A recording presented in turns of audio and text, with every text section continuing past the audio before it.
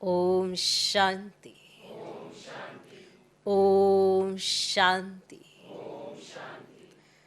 आज की तारीख है 31 अगस्त 2023। साकार महावाक्य। बाबा कहते, मीठे बच्चे, अपनी स्थिति साक्षी तथा हर्षित रखने के लिए स्मृति में रहे कि हर आत्मा स्मृति में रहे कि हर आत्मा का अपना अपना पार्ट है। हर आत्मा का अपना अपना पार्ट है। बनी बनाई बन रही। बाबा कहते, मीठे बच्चे, अपनी स्थिति साक्षी और हर्षित रखने के लिए, साक्षी तथा हर्षित रखने के लिए स्मृति में रहे कि हर आत्मा का अपना अपना पार्ट है। बनी बनाई बन रही। तो साक्षी रहने के लिए, हर्षित रहने के लिए ये पॉइंट स्मृति में रहना चाहिए। हर एक चाहते मैं साक्षी हो जाऊं, मैं सदा हर्षित रहूं। तो ये पॉइंट याद रखना है कि हर आत्मा का अपना अपना पार्ट है। बनी बनाई बन रही। तो हर्षित रहेंगे, साक्षी भी हो जाएंगे। आज का प्रश्न, तुम बच्चे किस एक पुरुषार्थ द्वारा अपनी अवस्था जमा सकते हो? तुम बच्चे किस एक पुरुषार्थ द्वारा अपनी अवस्था जमा सकते हो? वो कौन सा पुरुषार्थ है जो हमें करना चाहिए जिससे हमारी अवस्था जम जाए, माना पक्की हो जाए, अचल अडोल हो जाए? वो कौन सा पुरुषार्थ है? किस एक पुरुषार्थ द्वारा अपनी अवस्था जमा सकते हो? उत्तर, माया के तूफानों को डोंट केयर करो और बाप जो श्रीमत देते हैं उसे कभी भी डोंट केयर ना करो। माया के तूफानों को डोंट केयर करो, माना परवाह नहीं है माया की। और बाप जो श्रीमत देते हैं उसे कभी डोंट केयर ना करो। हर घड़ी, हर सेकंड एक ही बात याद रहे कि मुझे श्रीमत पर चलना है। माया को डोंट केयर करो कि मुझे उसकी परवाह नहीं। बाप की श्रीमत को डोंट केयर नहीं करो। इससे तुम्हारी अवस्था अचल अडोल हो जाएगी। स्थिति सदा साक्षी और हर्षित रहेगी। इससे तुम्हारी अवस्था अचल अडोल हो जाएगी। स्थिति सदा साक्षी और हर्षित रहेगी। तुम्हारी अवस्था ऐसी होनी चाहिए जो कभी भी रोना ना आए।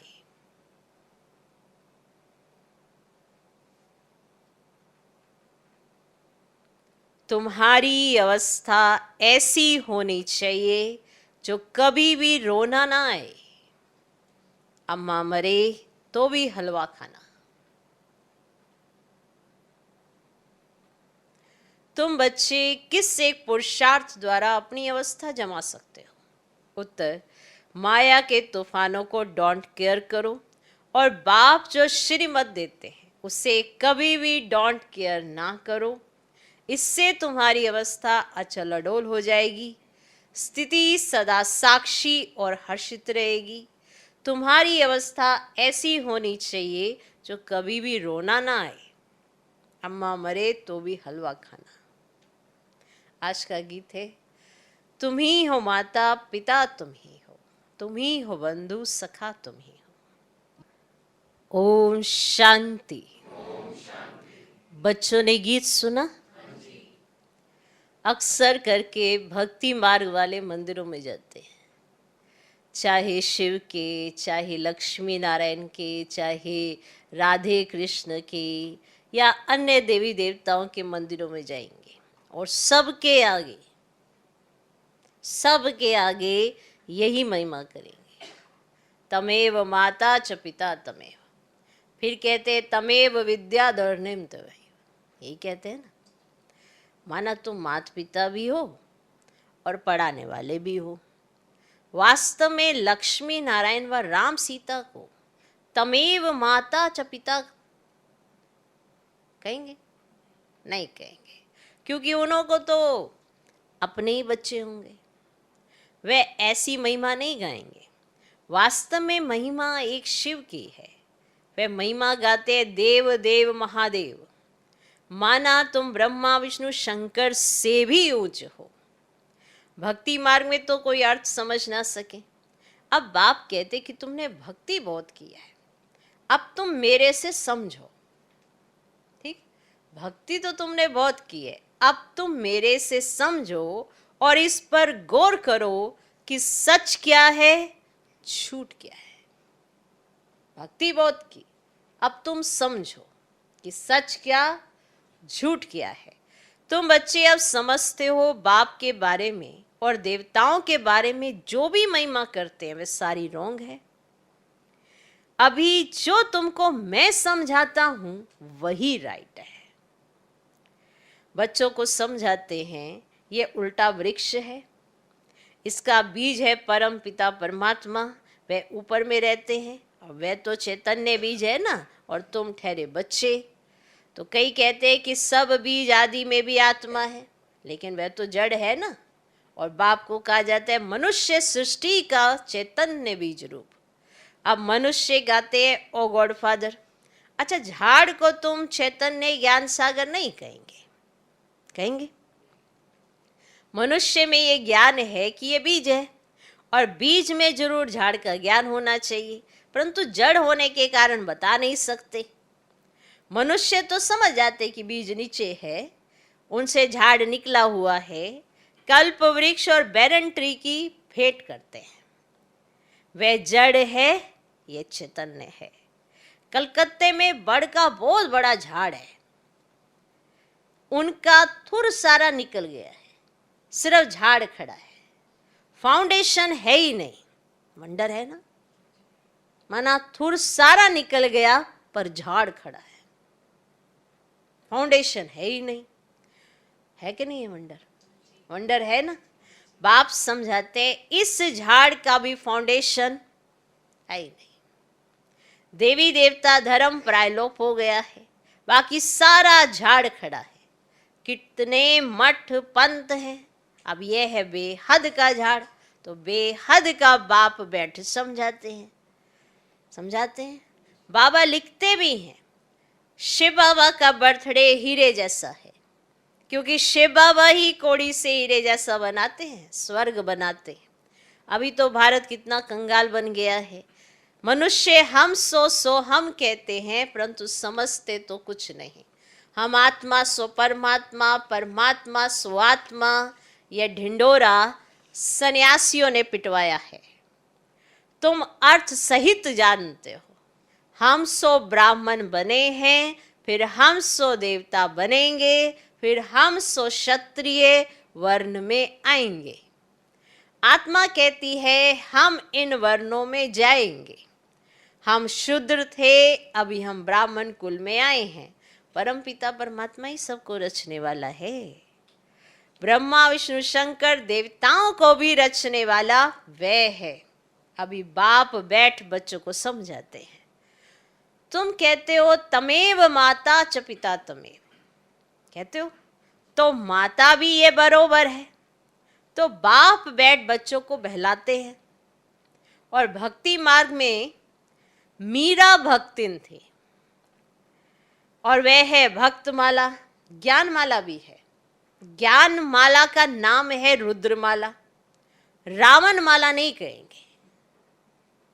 रावण की भक्ति तो नहीं करते, राम माला है। भले अभी रावण राज्य, परंतु रावण की माला नहीं होती। होती है रावण की माला, है पॉइंट है ना। रावण की माला नहीं होती, राम माला होती है। रावण की क्यों नहीं होती? उसकी भक्ति नहीं होती। रावण की माला नहीं होती, भक्त माला होती है। असुरों की माला तो नहीं होती, रावण की माला। असुरों की माला नहीं होती। भक्त शिरोमणि में एक तो मीरा है, उनको श्री कृष्ण का साक्षात्कार होता था, लोक लाज सारी खोई थी। और सेकंड नंबर में शिरोमणि भक्त कौन था? कौन है? नारद। हाँ, उनका गायन है, दृष्टांत दिया जाता है। अब यह तो सब बातें बैठ बनाई हैं, रियल नहीं है। तो बाप कहते हैं कि मेल फीमेल सब सीताएं हैं और सब रावण की शोक वाटिका में हैं। और लंका की बात नहीं, भारत की बात है। तो एक ही बाप सर्व का सदगति दाता है। वह एक ना होता तो भारत कुछ काम का नहीं है। तो सबसे जास्ती पतित और सबसे जास्ती पावन भारत ही बनता है। भारत ही सबसे बड़ा तीर्थ स्थान है। भले अपने अपने पैगंबरों के तीर्थों पर जाते हैं, परंतु सबका सदगति दाता तो एक बाप है। जाते हैं ना अपने अपने पैगंबरों के तीर्थ स्थानों पर, लेकिन सबका सदगति दाता तो एक ही बाप है। तो भारत ही अविनाशी खंड है। तो बाप कहते मैं यहाँ आकर भारत को जीवन मुक्ति देता हूँ, बाकी सबको मुक्ति देता हूँ। तो सबका सदगति दाता मैं हूँ और सचखंड स्थापन करने वाला बाप एक ही है। और सचखंड में राज्य करने के लिए बच्चों को लायक बनाते हैं, खुद राज्य नहीं करते। तो बाप बैठ समझाते मैं कल्प कल्प आता हूँ भारत को सदगति देने, बाकी सबको गति में वापस ले जाता हूँ। हर एक मनुष्य मात्र की जो आत्मा है ना, तो हर एक में अविनाशी पाठ भरा हुआ है। तो इसको कहा जाता है बनी बनाई बन रही। तो समझो किसका बाप मर गया, उसने जाकर दूसरा जन्म लिया, अब रोने से क्या होगा, है ना। साक्षी होकर देखना है। अब ये ड्रामा है, इसमें रोने की दरकारी नहीं है। तो गृहस्थ व्यवहार में तो रहना है। अम्मा मरे तो भी हलवा खाओ, अब बीबी मरे तो भी हलवा खाओ। अब यह उन्हों के लिए है जो गृहस्थ व्यवहार में रहते हैं। और तुम्हारी अवस्था ऐसी होनी चाहिए जो कुछ भी दुख ना हो और वेद के बाप को याद करते रहना है। तो इतनी अडोल अवस्था होनी चाहिए। जैसे अंगद को रावण हिला नहीं सका ना। अब माया है बड़ी जबरदस्त, तुम स्थैर्यम रहते हो। अब माया के कितने भी तूफान लगे, डोंट केयर, घबराना नहीं है, फंक नहीं होना है। माया के कितने भी तूफान लगे, डोंट केयर, घबराना नहीं, फंक नहीं होना है, पुरुषार्थ करके अवस्था को जमाना है। अब बातें तो बहुत अच्छी समझाते हैं। अब तुम समझते हो हम पार्वतियां हैं और शिव बाबा अमर कथा सुनाते हैं। अमर लोक में आदि मध्य अंत सुख, और इस मृत्यु लोक में तो आदि मध्य अंत दुख ही दुख है। और त्योहार आदि सब इस समय के हैं। तो लक्ष्मी नारायण आदि का कोई त्योहार नहीं, उनका कोई त्योहार नहीं है, बाकी सारे त्योहार इस समय के हैं। अब लक्ष्मी नारायण आदि का कोई त्योहार नहीं, वे क्या सर्विस करते हैं? तुम ब्राह्मण बहुत सर्विस करते हो। और देवताओं की आत्मा को सोशल वर्कर तो नहीं कहेंगे, है देवी देवता सोशल वर्कर, ऐसा तो नहीं कहेंगे। और ना जिस्मानी ना रूहानी, तो तुम हो रूहानी जिस्मानी डबल सोशल वर्कर। समझा, ये टाइटल ब्राह्मणों के लिए है, रूहानी जिस्मानी डबल सोशल वर्कर। और देवी देवता लक्ष्मी नारायण सोशल वर्कर ऐसे नहीं कहेंगे। अच्छा, मनुष्यों को नष्टवा बनने में मेहनत लगती है क्योंकि उनके पास कोई एम ऑब्जेक्ट नहीं है। अब यहाँ तो तुमको प्राप्ति बहुत है, तो बहुत नष्टवा होना चाहिए ना। अब एक बाबा के साथ योग लगाना है, बाबा ओ मीठे मीठे बाबा, आपको हमने पूरा जान लिया है। आगे तो सिर्फ कहने मात्र गॉडफादर कहते थे, अभी तो आप आए हो ना फिर से स्वर्ग की राजाई देने। ये कलयुग तो कब्रिस्तान होने वाला है, इसीलिए हम इसको क्यों याद करें? इसको क्यों याद करें? तो बाप कहते इस कब्रिस्तान में ग्रस्त व्यवहार में रहते मुझे याद करो। अब यह तो बहुत सहज है, अब तो कोई डिफिकल्टी नहीं। तो जैसे भक्ति मार्ग में मनुष्य श्री कृष्ण की पूजा करते रहते हैं, बुद्धि धंधा दौरी में भागती रहती है, मन का घोड़ा कहाँ ना कहाँ भागता रहेगा तवाई के मुआफिक। तो बाप कहते कि शरीर निर्वाह करते बुद्धि का योग मेरे साथ लगाओ, मेरी याद से तुम्हें बहुत प्राप्ति होगी, और सबसे तो अल्पकाल की प्राप्ति होती है। अब कितनी नौंदा भक्ति की, अच्छा फिर क्या हुआ? साक्षात्कार किया बस ना, क्या और कुछ भी हुआ? साक्षात्कार किया बस ना, मुक्ति जीवन मुक्ति तो नहीं मिली। अब बाप कहते कि तुम 21 जन्मों के लिए विश्व के मालिक बनते हो, और स्वर्ग में गर्भ भी महल होता है, अब यहाँ तो गर्भ जेल है। लोग श्री कृष्ण जन्माष्टमी आदि कितना धूमधाम से मनाते हैं। तुम्हें सिर्फ मनाना नहीं है, लेकिन सबको समझाना है कि श्री कृष्ण का जन्म कब हुआ, श्री कृष्ण अभी कहाँ है। तुम जानते हो अभी हम कृष्णपुरी का मालिक बनने के लिए पढ़ रहे हैं, बाप के पास बैठे हैं, बाप को हाथ जोड़े जाते हैं क्या? टीचर पढ़ाते हैं तो क्या उनको हाथ जोड़ना होता है? महिमा करनी होती है। टीचर पढ़ा रहे और बच्चा ऐसे हाथ जोड़ के बैठे और महिमा गाई जा रही, तमेव माता जपे, जो सुन कुछ नहीं रहा। तो ऐसा करना होता है क्या? टीचर से तो पढ़ना है, और बच्चे बाप को घड़ी घड़ी हाथ जोड़ते हैं क्या? आते जाते उठते बैठते। बाप भी कहेगा कुछ तो गड़बड़ है, क्या किया है तुमने? हाथ मत जोड़ो, अभी पहले ये बताओ किया क्या तुमने? तो बच्चे बाप को घड़ी घड़ी हाथ जोड़ते हैं क्या? इस समय तो तुम घर में हो, तुमको भासना आती है ये बाप भी है, पतित पावन भी है। इस समय 5 विकारों का ग्रहण लगने के कारण तुम बिल्कुल ही काले बन गए हो। 5 विकारों ने काला कर दिया है, और सतयुग में तुम गोरे सुंदर थे, अभी शाम हो। श्री कृष्ण सुंदर था, अभी शाम है, और कितने बारी शाम और सुंदर बना होगा। कंसपुरी ही कृष्णपुरी बन जाती है, और कृष्णपुरी फिर कंसपुरी बन जाती है। तो तुम आत्माएं ही तो ब्रह्मांड की रहने वाली हो। ब्रह्म तत्व कहा जाता है, अहम ब्रह्म कहना भी ब्रह्म है, और तुम ब्रह्मांड के मालिक हो। तुम्हारा सिंहासन ब्रह्मांड है, और बाप कहते मैं तो ब्रह्मांड का मालिक हूँ ही। और तुम आत्माएं भी कहते हो हमारा देश वास्तव में ब्रह्मांड है, तो वहाँ तुम्हारी आत्माएं पवित्र है, और तुम ब्रह्मांड के मालिक हो तो फिर विश्व के भी मालिक हो। और मैं तो सिर्फ ब्रह्मांड का ही मालिक हूँ, और मुझे इस पुराने तन में आना पड़ता है। जिसने पूरे 84 जन्म लिए उस तन में आना पड़ता है, जिसने पूरे 84 जन्म लिए। बच्चों को मुरली अच्छी तरह 5-6 बार पढ़ना व सुनना चाहिए, तब ही बुद्धि में बैठेगी और खुशी का पारा चढ़ेगा। जब मुरली सुनो या मुरली पढ़ो, अच्छी रीति सुनना, अच्छी रीति पढ़ना, अटेंशन देना, तो याद रहेगा बाबा ने कहा क्या है।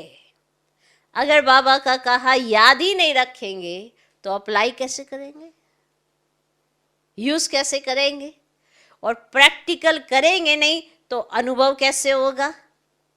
बताओ ना। सिर्फ ऐसे तो नहीं कि सुबह सुन लिया और सब अंदर चला गया। एकाग्रता तो इतनी नहीं है, तो फिर क्या करना पड़े? बाबा कहते 5-6 बार पढ़ना और सुनना चाहिए। किस लिए? हमारी खातिर है ना, कि जो भगवान ने हमें कहा है, जो श्रीमत दी है, जिसमें हमारा कल्याण छिपा हुआ है, जिसमें हम अनुभव करेंगे कि परमात्मा का साथ क्या होता है, अगर वही नहीं हमने अच्छे से पढ़ा या सुना तो हम अप्लाई कैसे करेंगे? और अगर उनका कहना ही नहीं माना तो उनके जैसे बनेंगे कैसे? कईयों को फुर्सत नहीं मिलती। खाना तो खाते हो, खाना खाते हो, हर कार्य तो करते हो।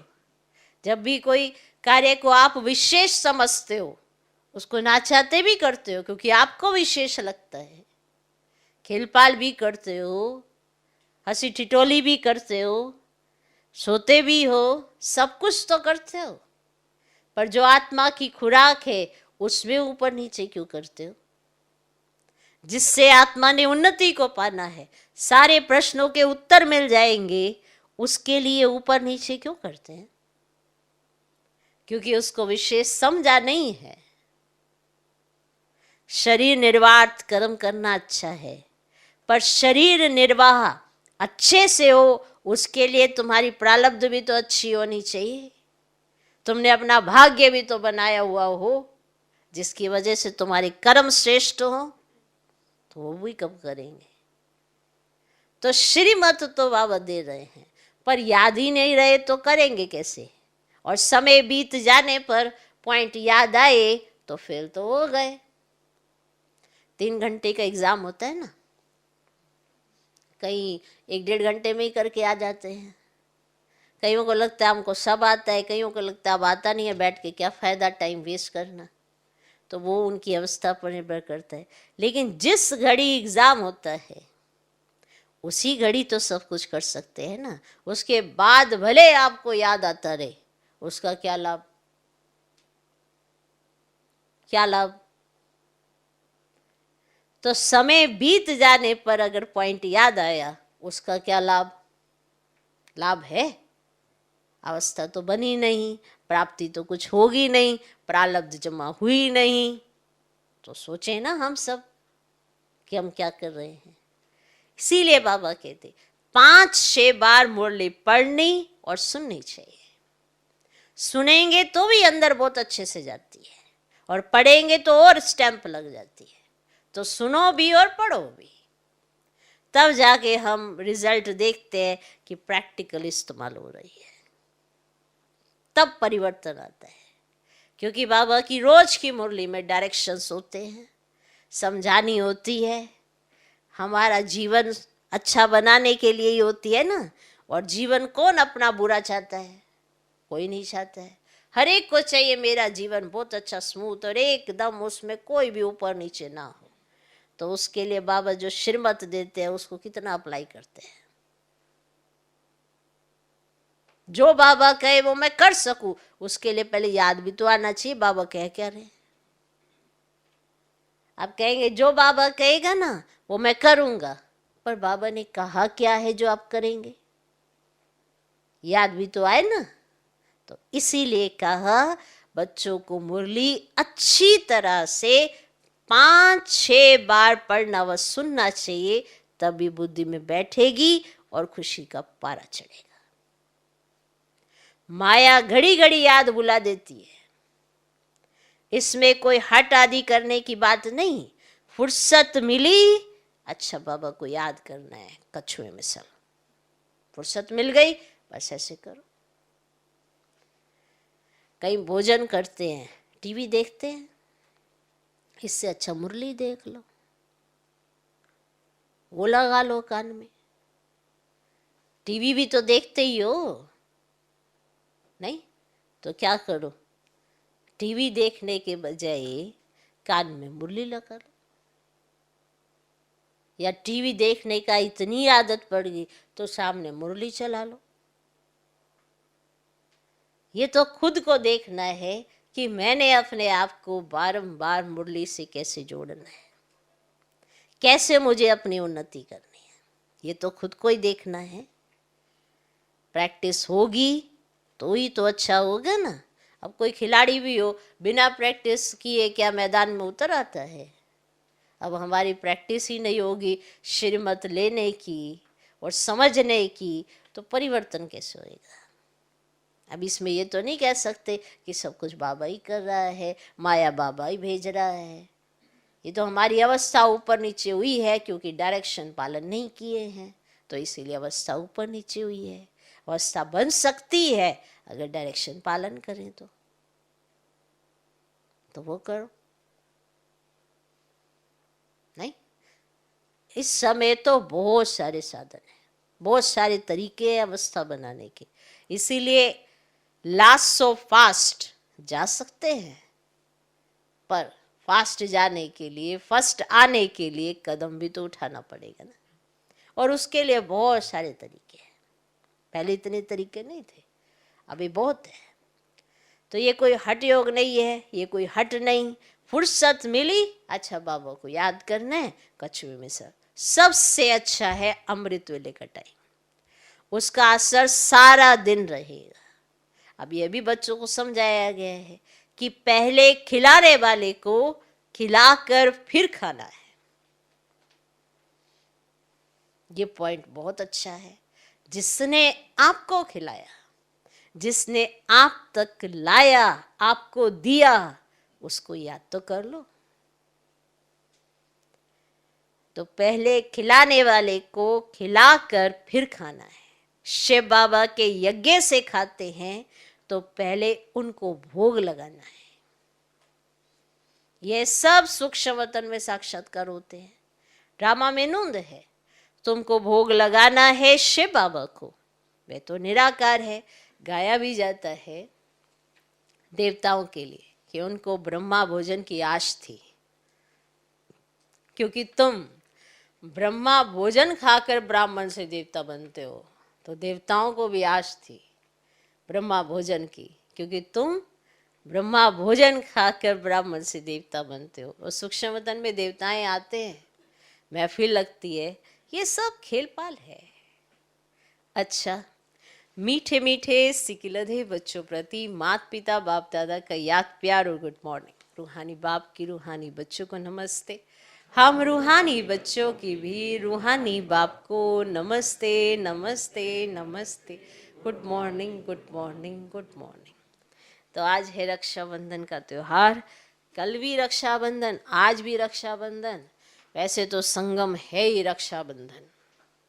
उसका अर्थ यही है कि सही मायने में इस समय डायरेक्ट परमात्मा जो भाई भी है, माता पिता भी है, बंधु सखा भी है, और जो रियल में सबका सदगति दाता है, वही आकर हम आत्माओं को बंधनों से छुड़ाता है और माया से हमारी रक्षा करता है। ऐसी रक्षा जो हमें बंधन से निर्बंधन बना देती है।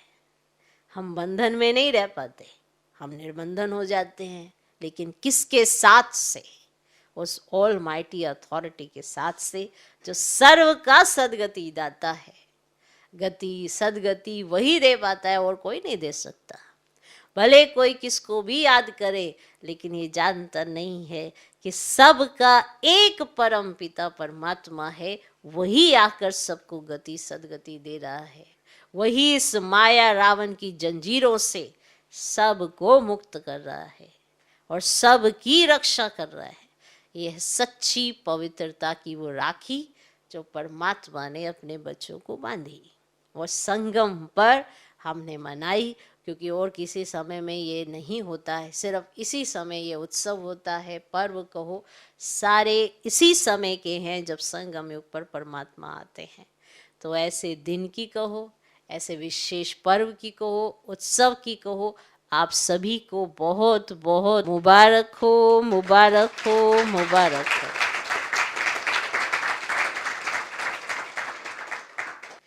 धारणा के लिए मुख्य सार। पहला पॉइंट, बुद्धि में पूरी एम ऑब्जेक्ट रख नष्ट मोह बनना है।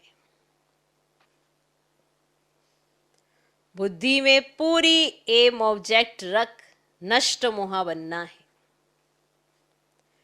इस कब्रिस्तान को भूल बाप को याद करना है। इस कब्रिस्तान को भूल बाप को याद करना है। रूहानी जिस्मानी सेवा करनी है। रूहानी जिस्मानी सेवा करनी है। बुद्धि में पूरी एम ऑब्जेक्ट रख नष्ट मोहा बनना है। इस कब्रिस्तान को भूल बाप को याद करना है। रूहानी जिस्मानी सेवा करनी है। दूसरा पॉइंट, खिलाने वाले को खिलाकर फिर खाना है। याद रहेगा, खिलाने वाले को खिलाकर फिर खाना है। अमृत वेला का समय अच्छा है, इसलिए उस समय उठकर बाप को याद करना है। अमृत वेले का समय अच्छा है, इसीलिए उस समय उठकर बाप को याद करना है। मुरली 5-6 बार सुननी व पढ़नी जरूर है। मुरली 5-6 बार सुननी व पढ़नी जरूर है। आज का वरदान, अलौकिक स्वरूप की स्मृति द्वारा अलौकिक कर्म करने वाले सदा समर्थ आत्मा भव। अलौकिक स्वरूप की स्मृति द्वारा अलौकिक कर्म करने वाले सदा समर्थ आत्मा भव। अलौकिक स्वरूप की स्मृति द्वारा अलौकिक कर्म करने वाले सदा समर्थ आत्मा भव। ब्राह्मण जीवन अर्थात अलौकिक, हीरे तुल्य अमूल्य जीवन। इस अलौकिक जीवन की स्मृति से व अलौकिक स्वरूप में स्थित रहने से साधारण चलन, साधारण कर्म नहीं हो सकता। जो भी कर्म करेंगे वे अलौकिक ही होगा, क्योंकि जैसी स्मृति होती है वैसी स्थिति होती है। स्मृति में रहे एक बाप दूसरा ना कोई, तो बाप की स्मृति सदा समर्थ बना देगी। इसीलिए हर कर्म भी श्रेष्ठ अलौकिक होगा। आज का स्लोगन, स्व उन्नति का यथार्थ चश्मा पहन लो तो सबकी विशेषताएं दिखाई देंगी। स्व उन्नति का यथार्थ चश्मा पहन लो तो सबकी विशेषताएं दिखाई देंगी। वरना मुझे मेरा परिवर्तन करना है, मुझे बनना है बाप समान, मुझे ऐसा करके दिखाना है जो बाप को मुझ पर नाज हो। अपनी कमी कमजोरियां निकालना, दूसरों में विशेषता देखना, ऐसा चश्मा चाहिए। अभी दूसरों में कमी कमजोरी बहुत सहजता से दिखाई देती है, उनकी विशेषता देखना बड़ा मुश्किल लगता है, और स्वयं की विशेषताओं का गायन करते रहते हैं, तो परिवर्तन कैसे होगा? स्व परिवर्तन, खुद का परिवर्तन करने के लिए यथार्थ चश्मा चाहिए, जिसमें दूसरों की विशेषताएं ही नजर आए। कमी कमजोरियां मुझे खुद की देखनी है, क्योंकि परिवर्तन मुझे स्वयं का करना है। आप उनके लिए एग्जाम्पल बने, वो अपने आप सुधर जाएंगे। उनको भी तो कोई चाहिए ना कि कौन बदलता है, तो वो आपको देखना चाहते हैं और आप उनको देखना चाहते हैं, इसलिए बन नहीं पाते क्योंकि उल्टा चश्मा पहना है। तो यथार्थ चश्मा पहने तो स्वोन्नति होगी और फिर सबकी विशेषताएं दिखाई देंगी। ओम शांति।